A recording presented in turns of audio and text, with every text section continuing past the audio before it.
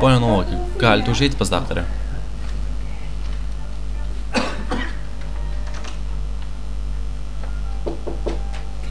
Užeikit. Sveiki, daktarė. Sveiki, pone Novakai. Turiu gerų žinių jums. Terapija jums padėjo ir jūsų liga pradingo.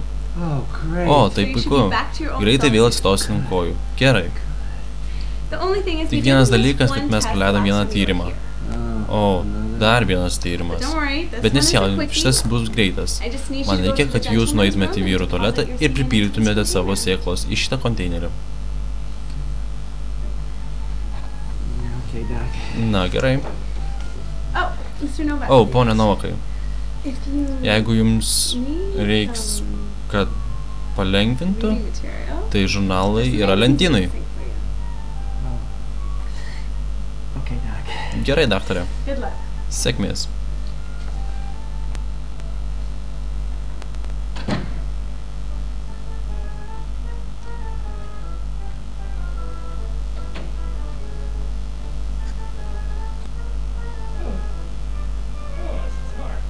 Tai sunku. Beveik. Negi. Negi. Negi, negi.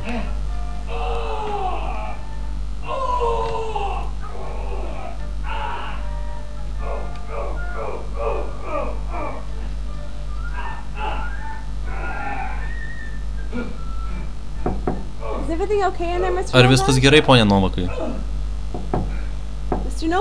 Ponė Novakai?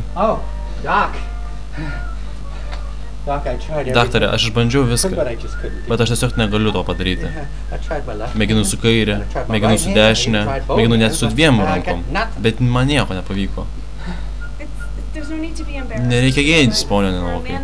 Tokiam žmogui kaip jūs, kuris tiek daug praėjo, tai yra labai normalu tapti impotentu. Impotentu? Aš joks čia impotentas, ką jūs kalbate? Aš negaliu imti dangtelio.